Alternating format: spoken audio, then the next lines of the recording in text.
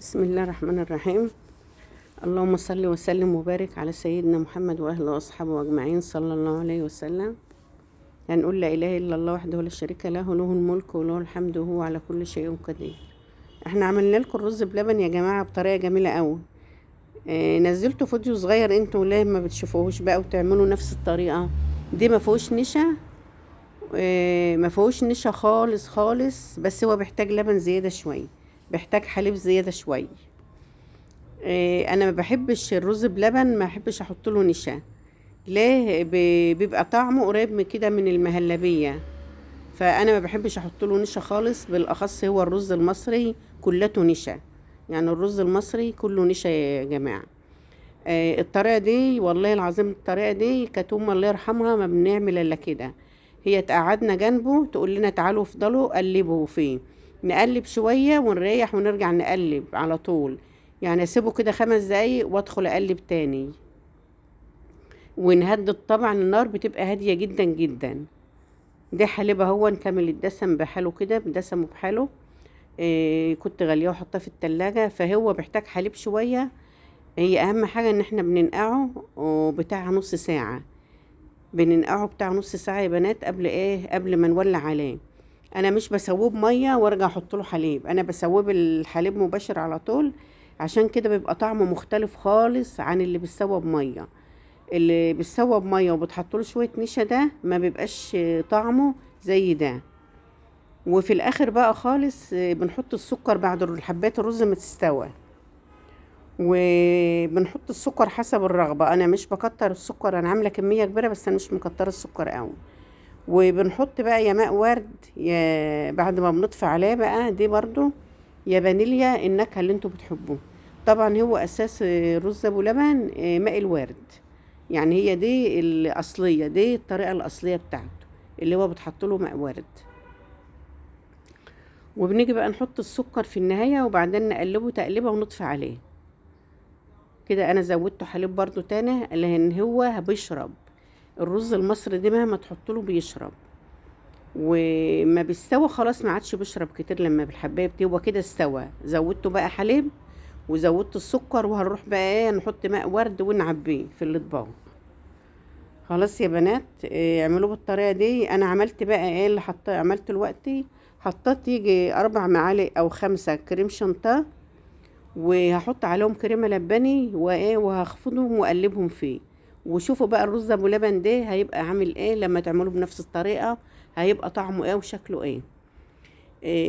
هيبقى احلى من اللي بيجي من بره بكتير، واحلى من اي طريقه بتشوفوها ان شاء الله. كل واحد وله طريقه يا جماعه، يعني كل واحد له طريقه في اكله وفي عمايله. بس هي الطريقه دي اللي انا معتمداها، والطريقه دي القديمه الاساس برز بلبن. احنا ما كناش طبعا بنحط له زمان لا كريم شانتيه ولا كريمه لباني، بس كنا بنحط قشطه. وانتوا عارفين القشطه الفلاحي بتغني عن كل حاجه.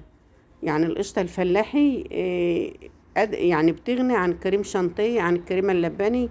الكريمه اللباني قشطه، انا حطاها عشان ان هي قشطه.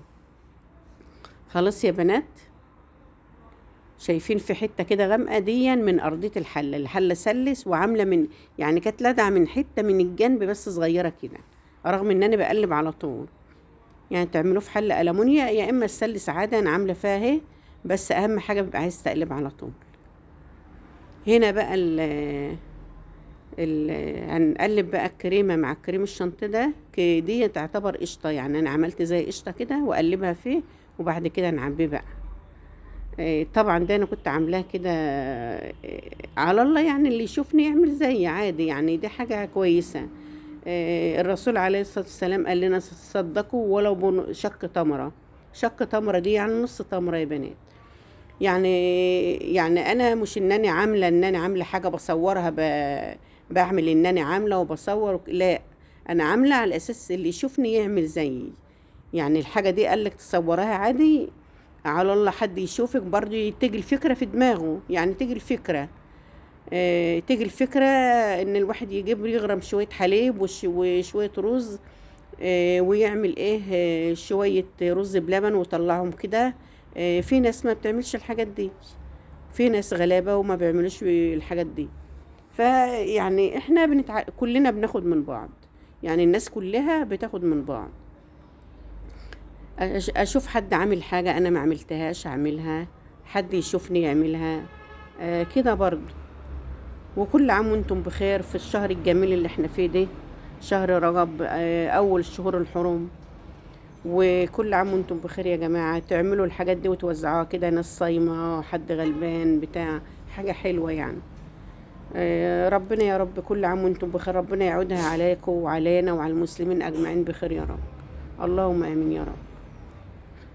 وكل عام وانتم بخير. الاشهر الجميلة دي، الشهر اللي احنا فيه شهر جميل، والصيام فيه جميل في شهر رجب وشعبان. وربنا يبلغنا رمضان يا رب، احنا وجميع المسلمين يا رب. بحبكم في الله، والسلام عليكم ورحمة الله وبركاته.